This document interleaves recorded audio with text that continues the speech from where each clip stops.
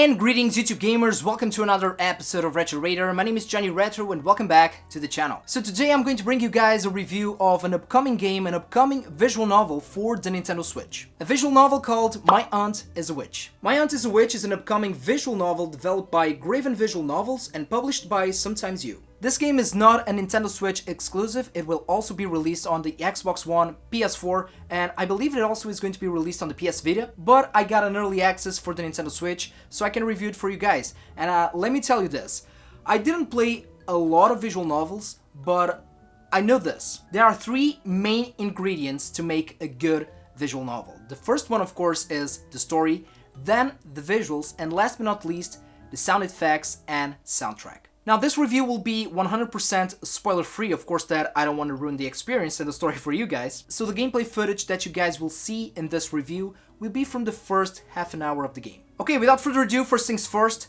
the story. My Aunt is a Witch is a visual novel full of adventures and quests in the world of magic, where you have an incredible chance to become an apprentice of one of the most peculiar and charismatic witches. The protagonist, a boy named Thomas, has a difficult life. It gets even worse when his father marries a woman who simply can't stand her stepson. His whole life changes with a sudden trip to his aunt whom he visited once many years ago. Now he's definitely distracted from all the sad thoughts because his aunt Alice is a real witch, who has a talking cat, a bunch of magical things, and her house is not exactly the right place for little boys. But despite all the dangers, Thomas accepts the challenge and firmly decides to reach the heights of potion making and to reveal all the secrets hidden behind the magical barrier. So, story-wise and character development. Well, it is a very simple story. My favorite spot of the whole adventure is within Alice's house, the witch house. You have a lot of different quirky corners.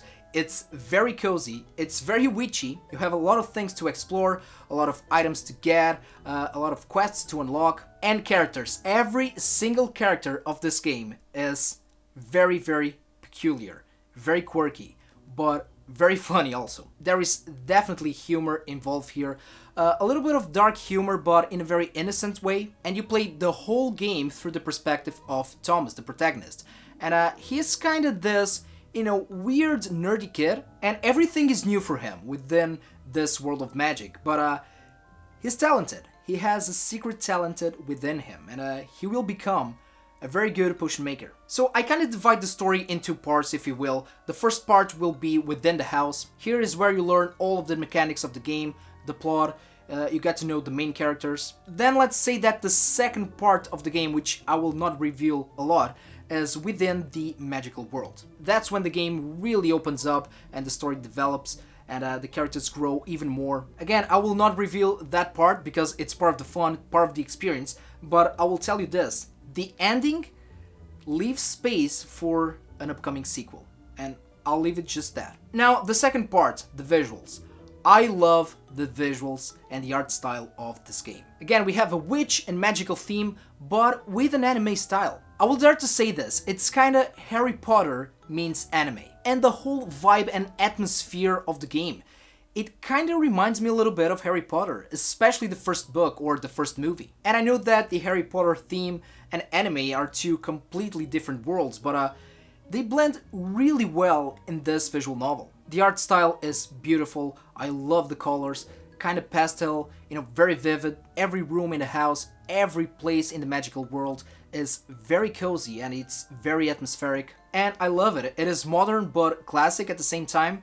And I think that you guys will feel right at home. I mean, if you like magic themes and anime. Each time that I came back to a place where I've been before, I always discovered new things. And that is the thing, and it is a tricky thing because, a visual novel needs to be, compelling. Which leads me to the last and definitely the most important factor in this game, because for me, this is the selling point, which are the sound effects and the soundtrack. The soundtrack is amazing. It has this twisted, almost dark vibe to it, but kind of childish at the same time.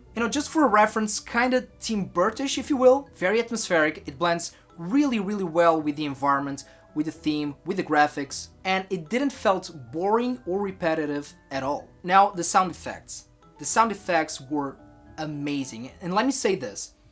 I didn't play the other versions, but I also tried it on the TV, in the dock station. But the right way for me to experience this game on the Switch is on a handheld mode with headphones. Because the sound effects are very realistic and detailed. I mean, when the characters take steps, you hear the steps and they are real steps. You hear the laughs, you hear the screams, you hear, things clinging and scratching. Again, playing this on the Switch, on the go with headphones, it's like reading a book that somehow came to life, if you will. That is the vibe that I got from this game. It's kind of getting into a book. Because, I mean, we're talking about a visual novel, so of course that it is very heavy in text. Now, gameplay-wise, well, you have a couple of pointed clicks elements to it. You have to grab certain items, you have to mix some of them, then you also have a rhythm section. You really need to explore every single corner, you really need to talk and pay attention to every single character, but all of these elements blend really well in this beautiful and magical visual novel. Now, my small complaint, this is just a small complaint about the game, is that the menu interface takes a while to get used to, so before you really jump into action, just explore the menu a little bit, because it will save you a lot of time. And speaking about time, well, this is a short game.